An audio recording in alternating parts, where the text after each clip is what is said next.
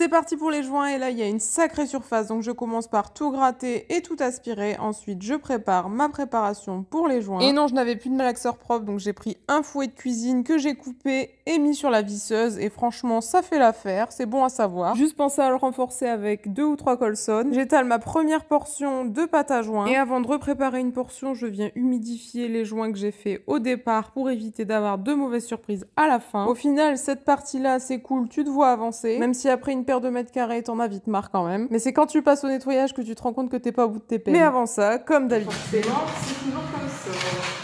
Il me reste 3 carreaux à faire et forcément, je n'ai plus de pâte à joint, donc il faut en refaire pour un chouïa. Il n'y a rien de plus rageant, je trouve, donc du coup, je me fais une petite portion à la spatule. Et après, c'est parti pour le nettoyage. Donc clairement, t'as l'impression de rien nettoyer puisque ça reste gris foncé. J'ai fait une bonne partie des joints en chaussettes pour éviter de ramener de la terre ou des cailloux, mais je vous avoue que c'était pas l'idée du siècle. Un coup de serpillière en diagonale et on dira que c'est bien pour un premier nettoyage. On termine le carrelage du rez-de-chaussée et pour préparer la colle, on utilise un vieux perfo Bosch. Il appartient à mon grand-père. J'adore trop la boîte vintage. Et il fonctionne encore. Tu dirais qu'il est de quelle année, toi? Avant de coller le carrelage, comme d'habitude, on gratte la peinture et le plâtre et un bon coup d'aspi derrière. Vous nous avez mis le doute, donc on s'est renseigné. Et non, il n'y a pas besoin de primaire d'accroche sur une chape tradie. Comme d'habitude, on change pas une équipe qui gagne. J'en colle les carreaux dans le garage et pendant ce temps-là, Antoine les met en place. Et forcément, il y a de moins en moins d'espace disponible. Et on sait très bien qu'on n'arrivera pas à tout finir puisqu'on n'aura plus de passage sinon. Donc ça va, le couloir, on a réussi à le faire en une fois. Même si c'était un petit peu ric-rac. Le joint de dilatation qui est dans la chape passe aussi au niveau de la porte des toilettes, c'est pourquoi on en a remis un. Et on en profite aussi pour faire la partie la plus ingrate qu'on n'avait pas pu faire la dernière fois, c'est-à-dire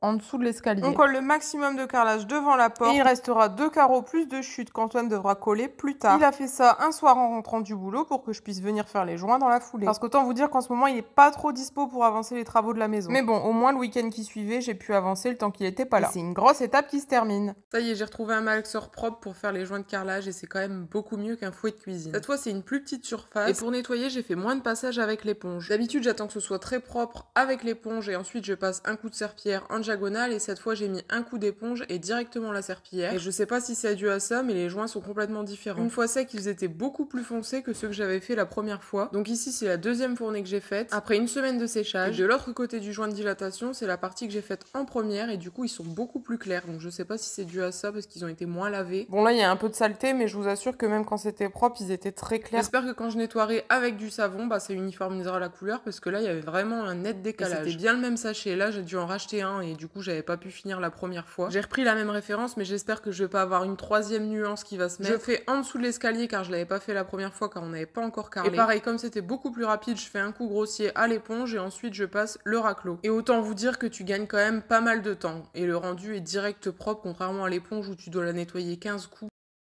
Avant de pouvoir carreler, je m'attaque à la pire des pièces. Je finis la peinture des WC, donc avant ça, un petit coup de ponçage. Je dis la pire des pièces parce qu'il y a énormément d'angles. Les enduits, tu mets 10 ans à pouvoir finir entre les couches et les séchages. Et pour la peinture, tu dois jouer les contorsionnistes pour éviter de claquer ta tête dans la peinture fraîche sur le mur d'en face. Et au final, une fois que t'as fini la pièce, t'as pas l'impression d'avoir avancé beaucoup parce que c'est une toute petite pièce, mais tu y auras encore passé énormément de temps. J'utilise toujours la sous-couche à 7,90 les 10 litres, super économique celle-ci, et vous allez voir sur le placophonique qu'elle couvre super bien. Même si c'est pas le but d'une sous-couche, on est toujours content quand ça couvre du premier. Je fais mes petites retouches d'enduit. Ici, pour ceux qui sont là depuis un petit moment, c'est quand on avait fait tomber le limon de l'escalier et on avait cassé le spot de chantier aussi en même temps. Et ensuite, pour la dernière couche, j'utilise la peinture Luxense biosourcée. Clairement, on l'a pas prise parce qu'elle était biosourcée, on l'a prise parce qu'elle était moins chère que l'autre. Et c'est pareil, on en est plutôt content. Bon, vu le tout petit plat foncé, je me suis pas embêtée à mettre du mat au plafond, j'ai mis la même peinture partout. Et en plus, comme c'est de la velours, c'est le bon compromis. Prochaine étape, carreler et installer le WC. À la base, on était censé installer la baignoire, mais on s'est rendu compte qu'on l'a eu avec un coup. J'espère que le roi Merlin vont pas nous faire galérer car en attendant ça nous bloque un peu. Pour coller les plaintes, j'ai voulu écouter vos conseils et autant vous dire que j'étais mal barrée. Parce que oui, après réflexion, le silicone c'est pas terrible si les gens veulent peindre d'une couleur. Bon déjà vous m'aviez conseillé de la colle blanche, forcément c'est plus discret. Et moi je vois le truc à long terme et je me dis que nettoyer de la poussière sur de la colle blanche qui est pas lisse, bah je vais toujours avoir des petites bouloches de microfibre et des saletés qui vont rester incrustées dans la colle, donc franchement je voulais pas mettre du blanc.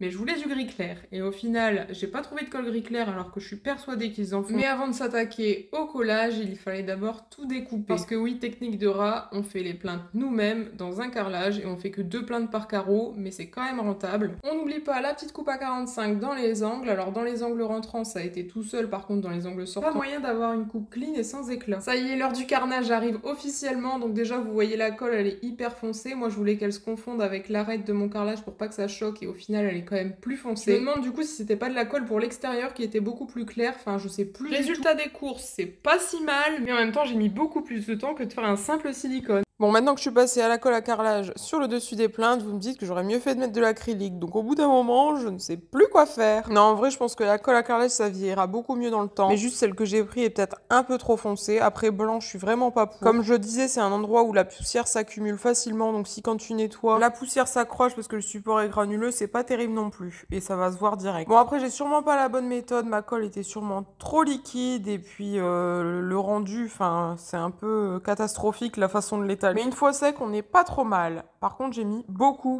plus de temps à coller toutes les plinthes. Alors qu'avant, je mettais une demi-journée à faire toute une pièce. Là, j'ai mis une bonne journée à faire la pièce. Et après une bonne journée de séchage, je passe au joint. Donc, je reprends les mêmes joints que le carrelage. Je fais une pâte assez épaisse car comme c'est vertical, pour pas que ça coule et aussi pour que ça bouge bien les trous et que ce soit facile à appliquer. Et une fois que c'est sec, on nettoie. Et surtout, ne nous lâchez pas pour la gueule des enduits. Là, on est au niveau de la cuisine, donc ça sera caché. C'est pour ça qu'on s'y est pas du tout appliqué. Et forcément, je mets ma veste à silicone où j'essuie mes doigts dessus et je me frotte au mur. J'essaye de faire un max de finition en allant pour éviter qu'on se tape tout à la fin car c'est tellement long. Et on va pas se mentir, quand tu prends des portes à 30-40 balles, t'as un peu de taf après la pose quand même. À commencer par un bon coup de ponçage pour avoir un aspect bien lisse. Et pour avoir une finition propre entre le mur et la porte, je viens coller des champlats que j'ai peints avant. Je les ai peints avant pour éviter de devoir peindre trop près du mur et du coup devoir protéger le mur et perdre du temps. D'habitude, je prends de la M108, la colle à tout faire. Dès que j'ai besoin de fixer quelque chose, c'est ce que j'utilise. Mais là, j'étais en rupture. Donc j'ai pris la Sika d'Ecofix, je crois. Un peu plus liquide que la M108, mais une fois sèche, elle colle tout aussi bien. Et comme elle est un peu plus liquide, par contre, il faut facilement mettre des serre-joints pour que ça se tienne bien en place le temps du séchage. Tandis qu'avec la M108, une fois que tu avais bien appuyé sur le champlat, il restait fixe et il ne bougeait pas. Par contre, comme le bâti de la porte est moins épais que le mur, on a un petit décalage d'un côté de la porte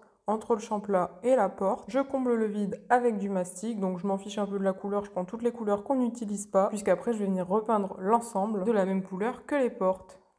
On s'est attaqué au montage de la cuisine, mais avant ça, il fallait faire les évacuations et faire un bon coup de nettoyage. Comme vous aviez pu le voir, j'avais pris un peu d'avance en montant quasiment tous les meubles avant, ce qui nous a permis de gagner du temps, mais en même temps, on en a perdu pour passer le câble de la plaque à induction, enfin les fils. L'électricité, c'est vraiment pas notre tasse de thé. J'attache ensemble le rouge, le bleu et le vert jaune, que j'attache ensuite au tire-câble. Jusque-là, tout va bien, sauf qu'on a eu un nœud dans le bleu et aussi une bobine un peu en bordel. Je comprends pas comment tu fais, il a un Antoine aime bien remettre au lendemain les choses chiantes, mais après on galère. Ça m'énerve, c'est toi, tu vois.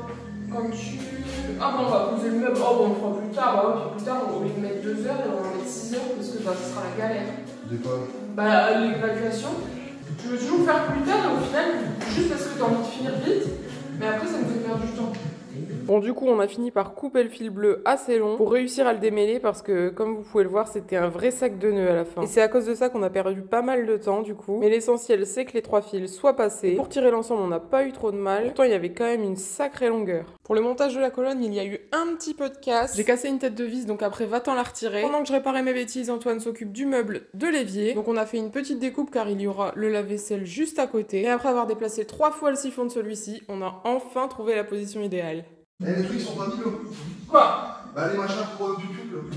Eh ben, faut les mettre à la fin quand c'est fermé, hein. Je les mets après. Bah ouais. On a galéré à mettre le fond du meuble pour au final se rendre compte qu'il fallait mettre des planches. Pour au final se rendre compte qu'il y avait une planche qui servirait pour le micro-ondes, mais tant pis, on a laissé comme ça. Et j'ai cassé aussi un pied. Donc j'ai dû le visser dans le meuble directement pour que ça tienne un peu plus. Ensuite, je passe au montage des tiroirs, le plus galère pour moi. Pendant ce temps-là, Antoine installe le fileur d'ange. Je sais pas si c'est qu'on s'est mal pris, mais on a un peu galéré. Antoine a dû rentrer dans le meuble, c'était franchement pas pratique. Pour la cuisine, on a fait un mix de 2 styles, donc une cuisine blanche et une cuisine bois. Donc les deux ensemble, tous les meubles hauts seront en bois. Le plan de travail sera aussi aussi en bois et tous les meubles bas seront blancs. Privilégier le blanc mat pour le nettoyage, le tout avec des poignées noires fines et discrètes pour un côté épuré au maximum. Pendant qu'Antoine fixe tous les meubles ensemble et les fixe également au mur, je m'occupe d'installer les portes. La suite de la cuisine, bon je vous poste un peu tout en décalé car en réalité ça fait 2 semaines que c'est fait. On s'est pris une petite semaine de repos pour aller visiter la Bretagne et franchement c'est magnifique, on s'attendait pas à avoir un paysage aussi beau et aussi varié. Les Bretons, vous pouvez être fiers de votre région. Et on a eu du soleil. Bref, on se remet au boulot, donc là on découpe le plan de travail aux bonnes dimensions et il nous manquait comme d'habitude 20 cm pour pouvoir faire l'ensemble de la cuisine avec un seul plan de travail. Mais c'est pas grave, l'autre partie servira pour à côté. On met bien du scotch pour la découpe et ensuite on les positionne provisoirement pour voir comment ça rend et voir comment on les assemble. Car pour avoir un raccord parfait entre les deux, on utilise 2 petites tiges. Pour cela, on a besoin d'une fraise et de la défonceuse. C'est un peu plus long à mettre en place que si on venait les fixer directement à la cuisine, mais en même temps, la finition, vous allez le voir, elle est parfaite. Ensuite, on peut installer l'évier. Donc on a pris un évier noir qui rappellera donc la couleur de la plaque à induction et aussi la couleur des poignées. Pendant qu'Antoine installe l'évier, je m'occupe de fixer toutes les poignées, donc je redémonte toutes les portes, j'aurais pas dû les monter en fait. Et j'adore ces poignées car elles sont très discrètes. Ça permet d'avoir une cuisine belle et épurée et qui s'adaptera à toutes les décorations car c'est une location. Il faut donc qu'elle s'adapte à tous les styles de mobilier.